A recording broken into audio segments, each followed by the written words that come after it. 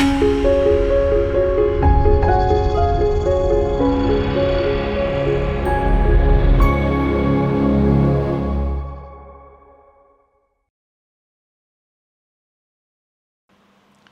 మాత్రం. నేను మీ journalist Navata. Welcome to R voice.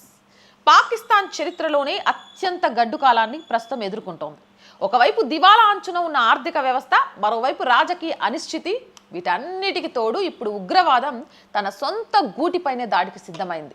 ఏ పాముకైతే పాలు పోసి పెంచారో ఈరోజు అదే పాము కాటేయడానికి సిద్ధంగా ఉంది. పాక్ శక్తివంతమైన సైన్యాధిపతి జనరల్ అసీం మున్నీర్కు ఇప్పుడు మునుపెన్నడూ లేని విధంగా కష్టకాలం వచ్చి పడింది. పాకిస్తాన్లో పెద్ద ఎత్తున తిరుగుబాటు చేసి ఏకంగా ప్రస్తుత ప్రభుత్వాన్నే కూల్చేయడానికి ఉగ్రవాద సంస్థలు వ్యూహాత్మకంగా స్కెచ్లు వేసిందని ఇంటెలిజెన్స్ వర్గాలు చెప్తున్నాయి. ఇప్పుడు గడగడ వణుకు ప్రారంభమైంది. ఇదే గనక జరిగిందంటే అణుబాంబులున్న ఒక దేశం ఉగ్రవాదుల చేతుల్లోకి వెళితే ప్రపంచ పరిస్థితి ఏంటి ఒకసారి ఊహించండి. భయంకరంగా ఉంది కదా. ఇదే ఆందోళన ప్రపంచవ్యాప్తంగా వ్యక్తమవుతుంది. పాకిస్తాన్లో ప్రధాని పీఠంపై ఎవరు కూర్చున్నా అసలు అధికారం నడిపించేది రావల్పిండిలోని ఆర్మీ ప్రధాన కార్యాలయమే. ఇది బహిరంగ రహస్యం. Army chief general Asim Munir ప్రస్తుతం పాక్ సర్వాధికారిగా వ్యవహరిస్తున్నారు. అయితే ఆయన పదవీ బాధ్యతలు చేపట్టినప్పటి నుంచి దేశంలో అంతర్గత భద్రత పూర్తిగా క్షీణించింది.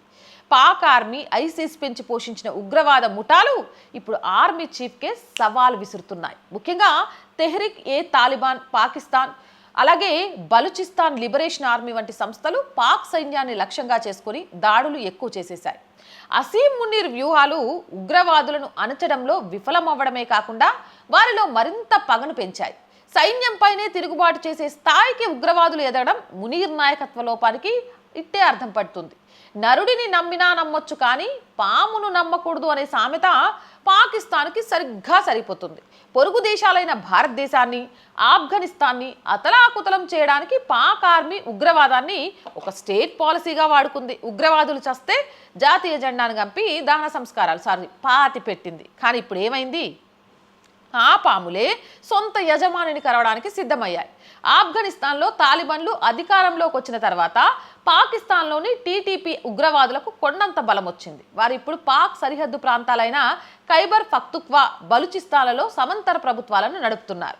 ఇక పాక్ పోలీసులను, సైనిక పోస్టులను లక్ష్యంగా చేసుకొని ఆత్మాహుతి దాడులకు తెగబడుతున్నారు. నిన్నటి వరకు పాక్ సైన్యం చెప్పినట్లు విన్న ఉగ్రవాదులు ఇప్పుడు అదే సైన్యాన్ని తుడిచిపెట్టడమే ధ్యేయంగా అడుగులు ముందుకేస్తున్నారు.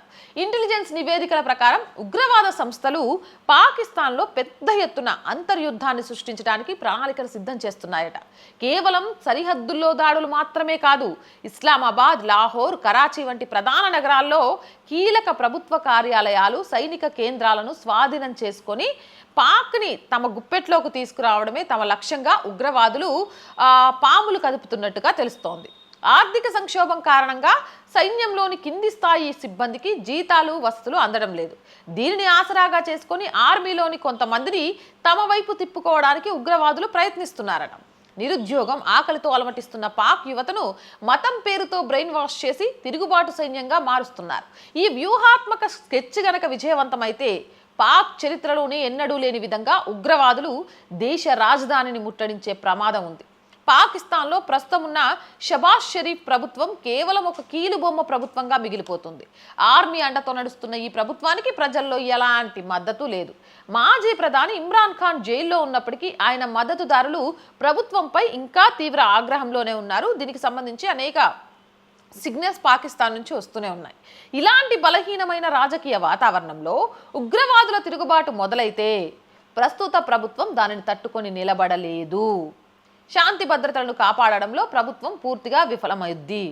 ఆర్థికంగా, సైనికంగా కుప్పగూలుతుంది.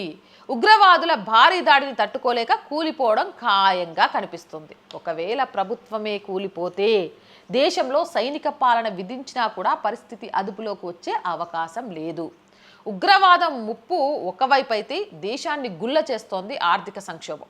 పాకిస్తాన్ ఆర్థిక వ్యవస్థ ప్రస్తుతం వెంటిలేటర్ మీద ఉన్న మనిషిలాగా ఉంది. దేశంలో ద్రవ్యోల్బణం ఆకాశాన్ని తాకుతుంది. సామాన్యుడు ఒక పూట అన్నం తినడానికి, లీటర్ పాలు కొనడానికి క్యూ లైన్లలో నిలబడి ప్రాణాలు కోల్పోవాల్సిన పరిస్థితి ఏర్పడింది. అంతర్జాతీయ ద్రవ్యనిధి, చైనా, సౌదీ అరేబియా వంటి దేశాల నుంచి తెచ్చిన అప్పుల వడ్డీలు కట్టడానికే పాక్ బడ్జెట్ సరిపోతుంది. కొత్తగా అప్పులు పుట్టడం గగనమైపోతుంది. పాక్ వద్ద ఉన్న విదేశీ మారక నిల్వలు కనీసం కొన్ని వారాలు దిగుమతులకు కూడా సరిపోవు. విద్యుత్ కొరత, ముడిసరుకు లేకపోవడం, దేశంలోని ప్రధాన పరిశ్రమలు మూతపడ్డాయి. దీనివల్ల కోట్ల మంది రోడ్డున పడ్డారు. ఆర్థికంగా పూర్తిగా దివాలా తీసిన దేశం ఉగ్రవాద నిర్మూలనపై నిధులు ఎలా ఖర్చు చేయగలదు? తుపాకులు, యుద్ధ విమానాలకు ఇంధనం కొనడానికి కూడా డబ్బులు లేని దుస్థితిలో ఉంది పాక్ సైన్యం. ఒకవేళ ఉగ్రవాదుల స్కెచ్ ఫలించి వారు ప్రభుత్వాన్ని కూల్చేసి దేశాన్ని తమ ఆధీనంలోకి తీసుకుంటే జరిగే పరిణామాలు అత్యంత భయానకరంగా ఉంటాయి. ఇది కేవలం పాకిస్తాన్కే కాదు, యావత్ ప్రపంచానికి ముప్పుగా మారుతుంది. పాకిస్తాన్ వద్ద సుమారు 160కి పైగా అణుబాంబులున్నాయి.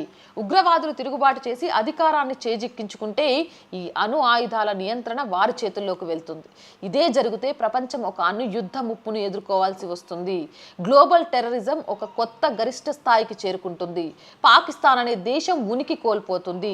బలూచిస్తాన్ స్వతంత్ర దేశంగా విడిపోవడానికి ప్రయత్నిస్తుంది.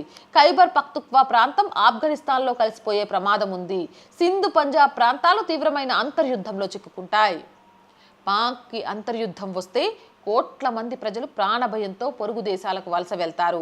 ముఖ్యంగా ఇరాన్, ఆఫ్ఘనిస్తాన్ మరియు సముద్ర మార్గాల ద్వారా ఇతర దేశాలకు శరణార్థులను తరలిస్తారు. ఇది అంతర్జాతీయంగా పెద్ద సంక్షోభానికి దారితీస్తుంది. పాకిస్తాన్లో అరాచకం సృష్టించబడితే దాని ప్రభావం భారత్ మీద కూడా పడుతుంది. సరిహద్దుల్లో ఉగ్రవాద చొరబాట్లు పెరిగే అవకాశం ఉంది. అయితే భారత సైన్యం ఎలాంటి పరిస్థితినైనా ఎదుర్కొనేందుకు సిద్ధంగా ఉన్నప్పటికీ పొరుగున ఒక అస్థిరమైన ఉగ్రవాద దేశం ఉండడం ఎప్పుడూ ప్రమాదకరమే. పాకిస్తాన్ పాలకులు దశాబ్దాలుగా చేసిన తప్పులకు ఇప్పుడు ఆ దేశం మూల్యం చెల్లించుకుంటుంది. కత్తి పట్టినవాడు కత్తితోనే చస్తాడు అన్నట్లు ఉగ్రవాదాన్ని ఆయుధంగా వాడుకున్న పాకిస్తాన్ ఇప్పుడు అదే ఉగ్రవాదం చేతిలో బలి కాబోతోంది. జనరల్ ఆసిమ్ మునీర్ ముందున్న కాలం అత్యంత కఠినమైనది. ఆయన సైన్యాన్ని కాపాడుకుంటారా, ప్రభుత్వాన్ని నిలబెడతారా, లేక ఉగ్రవాదుల వ్యూహాలకు మోకరిల్లుతారా అనేది రాబోయే రోజుల్లో తేలనుంది. ప్రపంచ దేశాలు, ముఖ్యంగా ఐక్యరాజ్య సమితి మరియు పెద్ద దేశాలు పాక్ అణుయుద్ధాల ఉగ్రవాదుల చేతికి చిక్కకుండా ఇప్పుడే జాగ్రత్తలు తీసుకోవాల్సిన అవసరం ఎంతైనా ఉంది. అవునంటారా, కాదంటారా? మీ అభిప్రాయం కామెంట్ చేయండి. జై హింద్, జై భారత్. అండ్ మోర్ వీడియోస్ కోసం R group of channels, R Voice, R Political, R Sanskriti 3 మన ఛానల్సే. So please subscribe our channels. Content బాగుంది అనిపిస్తే లైక్ చేయండి, షేర్ చేయండి. మీ అభిప్రాయం ఏదైనా కామెంట్ చేయండి. ఆర్ వాయిస్కి ఆర్థికంగా చేయూతనందించండి. మీ వల్ల మాత్రమే ఈ ఛానల్ నడుస్తుంది. ఇది చెప్పడంలో ఎలాంటి మొహమాటము లేదు. మీరు లేకుంటే ఈ ఛానలే లేదు. ఆర్థికంగా ఈ ఛానల్ని నిలబెట్టే బాధ్యత కూడా మీదే. ఆర్థికంగా సపోర్ట్ చేయాలి అంటే సబ్స్క్రిప్షన్ పక్కనే జాయిన్ అనే బటన్ ఉంది. 1 to 5 లెవెల్స్ ఉన్నాయి. ఏదో ఒక లెవెల్లో సపోర్ట్ చేయండి. లేదా స్క్రీన్ మీద గూగుల్ పే, ఫోన్పేతో పాటు అకౌంట్ డీటెయిల్స్ ఉన్నాయి. మీకు తోచిన సహాయాన్ని అందించండి. వ్యాపార ప్రకటనల కోసం 8328500576 నెంబర్ని సంప్రదించండి. జై హింద్, జై భారత్.